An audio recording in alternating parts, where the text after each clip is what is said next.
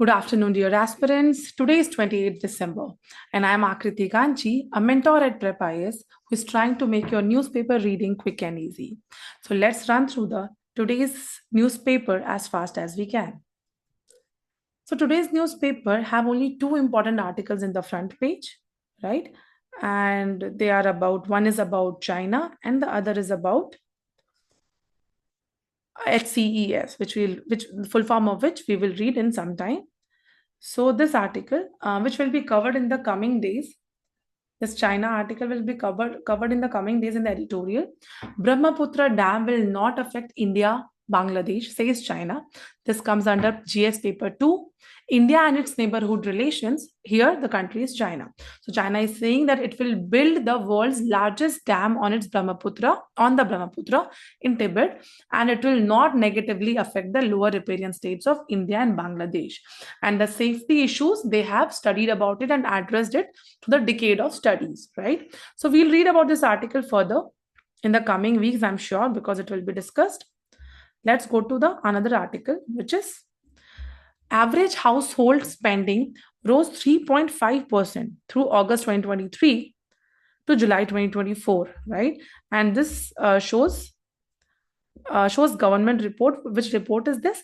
Household expenditure consumption survey, household consumption expenditure survey. This comes under GS paper 3, Indian economy. So in this context, you should know who calculates household consumption expenditure survey. It is NSO, National Statistical Office, which is a department of MOSPI, Ministry of Statistics and Program Implementation. Now this HCES has been calculated in twice in the 2 consecutive years post COVID, right? So only this much is important, that our per capita rates of spending has increased 3.5% in real terms, and there has been decline in consumption inequality.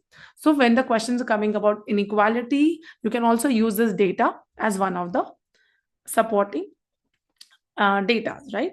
So we'll move next to the editorial page. One second. Directly we'll shift to the editorial page. Yeah, even in the editorial and opinion page combined, there's only one article which is more significant. The rest of the article, for example, this article, Letter and Spirit, it is about no retention policy, but the writer has not offered any substantial argument. So I have not included that article. So the important article here is marginalized by caste, marginalized in education. It talks about scheduled caste or Dalits of Indian society. So this comes under the GS paper 1, salient features of Indian society, caste issues. And also, because why I have chosen this article, because Supreme Court has used a directive to help a Dalit student, right? So let me tell you a little bit more about this article.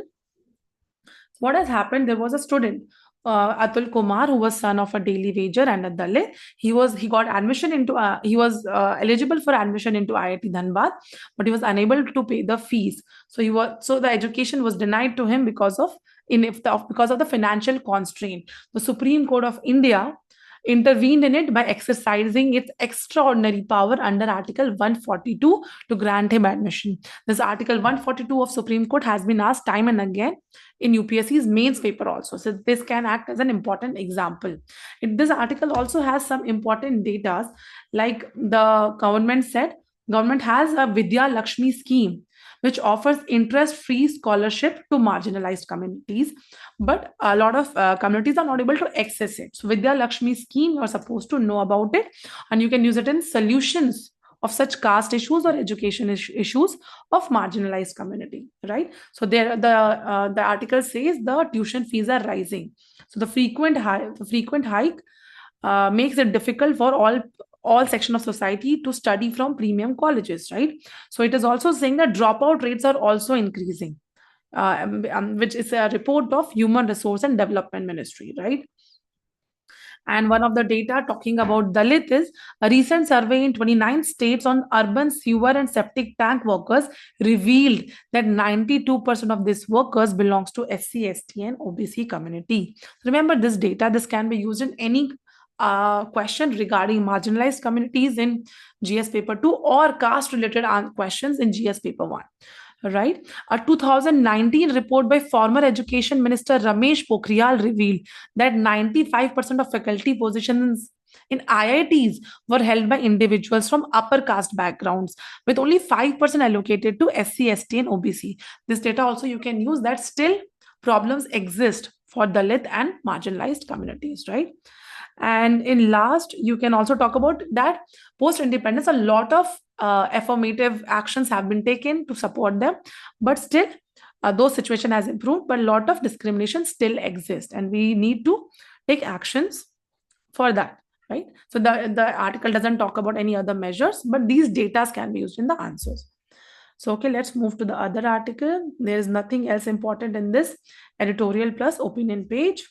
There's just an accident where a ferry has collided with an Indian Navy speedboat in the Arabian Sea, raising concerns about safety and alleged negligence by the Navy. It is again a disaster management question, where the problem of overcrowding, the lack of adequate life jackets for passengers on ferries, and the complaints of ferry operators regarding the Indian Navy speedboats. So you can just read about a little bit. I think this will be covered in the coming days editorial again, right?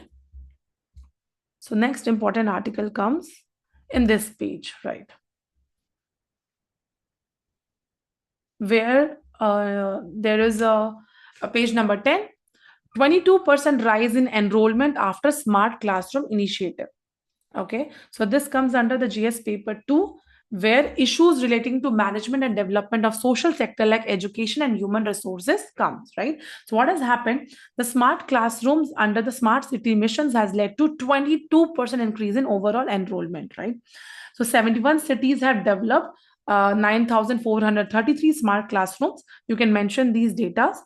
Okay, and this was this mission. This was a part of Smart Cities mission. The Smart Cities mission was launched by the Ministry of Housing and Urban Affairs in June 2015. And you're supposed to know about these schemes, okay? So the mission launched a platform in 2022. The Smart Cities mission launched another platform in 2022 named SAR, Smart Cities and Academia Towards Action and Research, right? There's another assessment research studies mentioned, Samiksha series. Please learn about these schemes and initiatives of the government. One small news is about Odisha government identifying over 40 lakh ghost beneficiaries. So what happens when I see answer copies of students of GS paper 2 governance, they lack examples of governance issues. So you can write about Odisha example where 40 lakh ghost beneficiaries were found, 1 lakh to 1.5 lakh ghost beneficiaries per district. So this is an important data that can be used, right?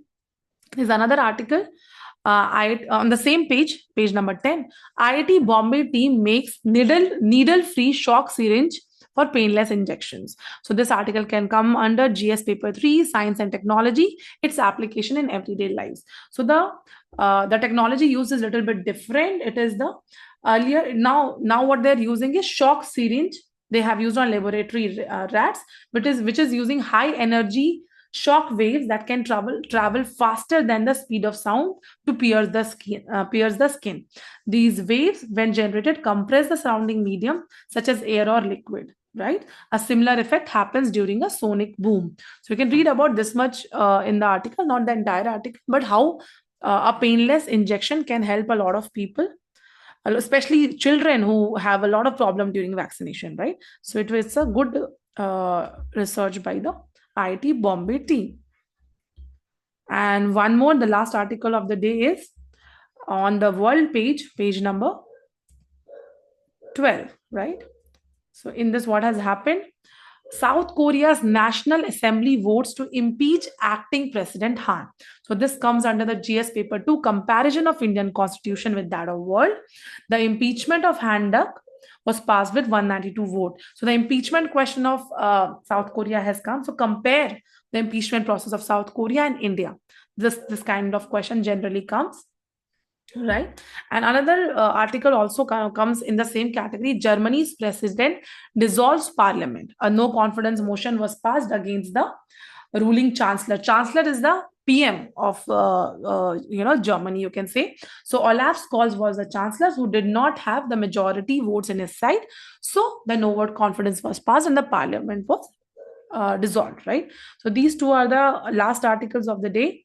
We had very few articles, but still covering, and these examples make a huge impact on your answer writing. That's it for today. Thank you.